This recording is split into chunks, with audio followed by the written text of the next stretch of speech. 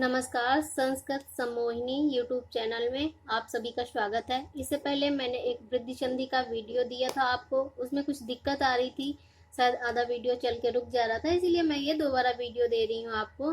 काफ़ी बच्चों की शिकायत आई थी पहले वाले वीडियो में, इसीलिए मुझे ये दोबारा वीडियो बनाना पड़ रहा है। तो हम देखते हैं कि वृद्धि संज्ञा किसे कहते हैं। हमने इससे पहले हमारी कड़ी चल रही थी स्वर संधि की।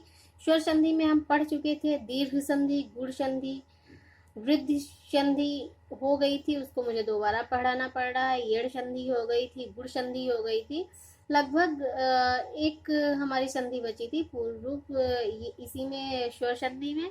इसके बाद में लगभग हमारी स्वर संधि पूर्ण हो चुकी है।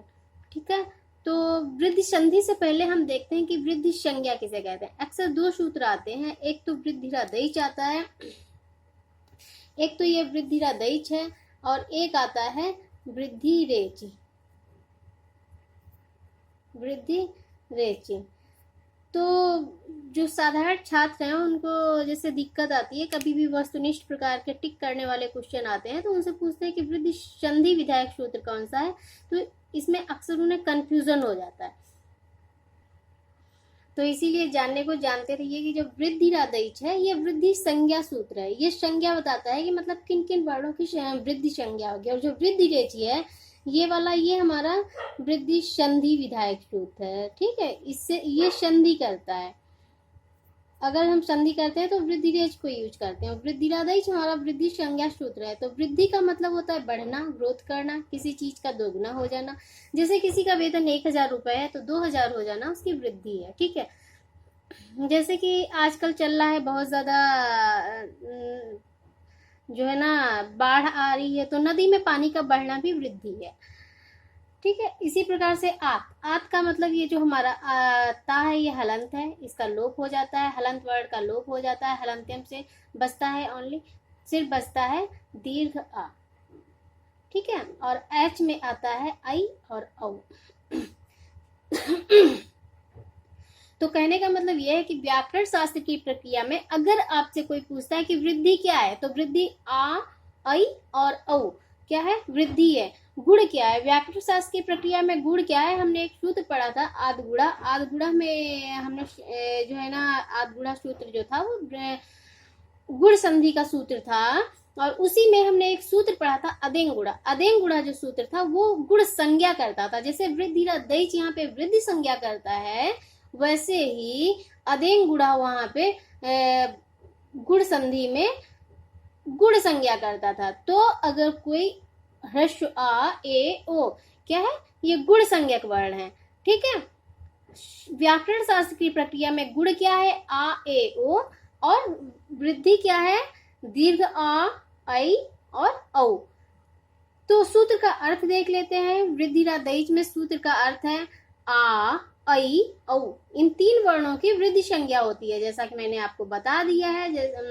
जैसे हम देख लेते हैं, जैसे त्यागा में आ, सदैव में आई, महौषधि में औ। ये जो आ, आई, औ ये तीनों ही वृद्धि संज्ञक वर्ण कहलाते हैं। देखते हैं वृद्धि संधि किसे कहते हैं। वृद्धि संधि जब अ या आ के बाद ऐ या ऐ आए तो क्या हो जाता है, ऐ हो जाता है।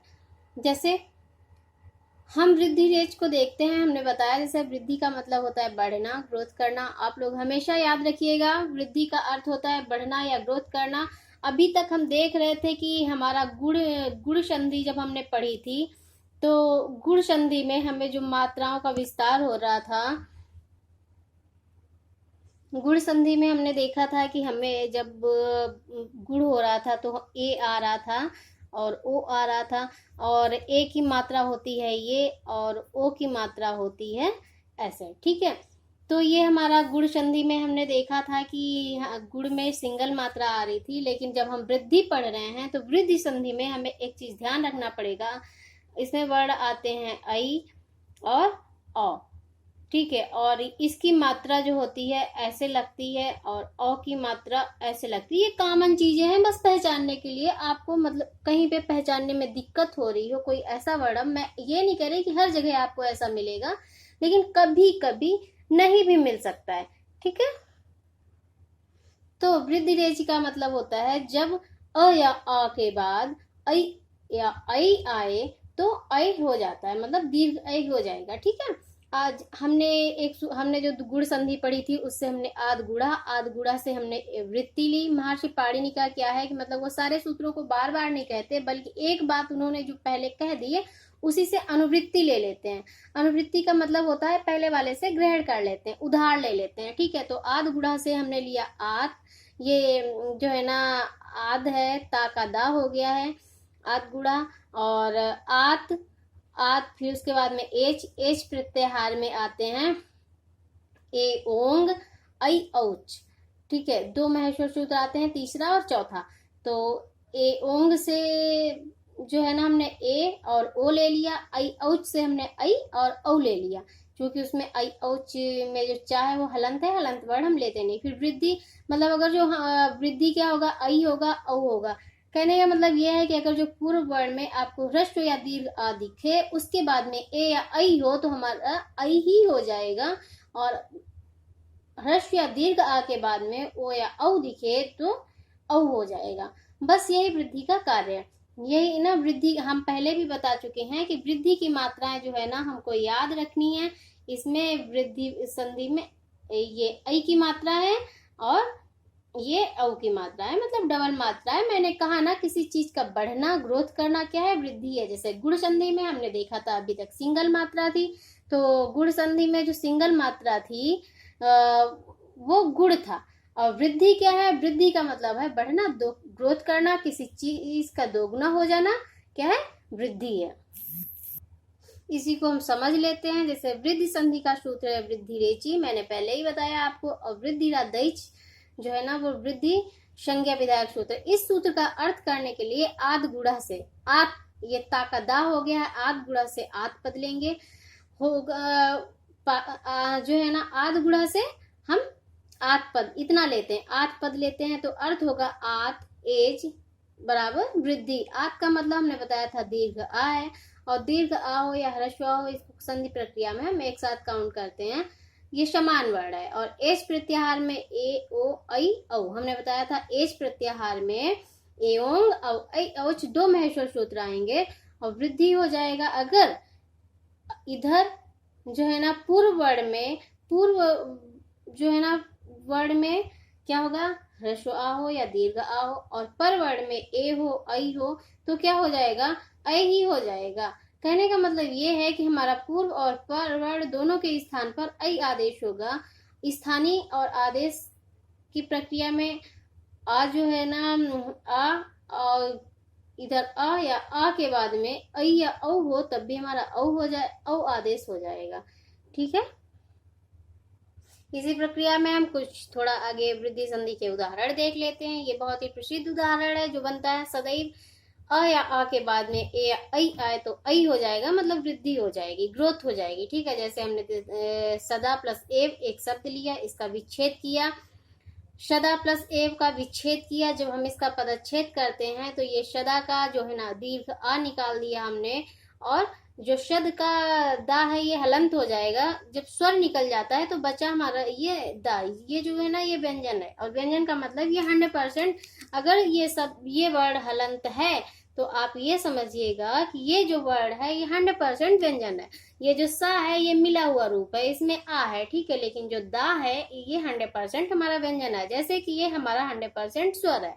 ठीक है, उसके बाद में हमने एव से ए लिया और बचा इधर वा।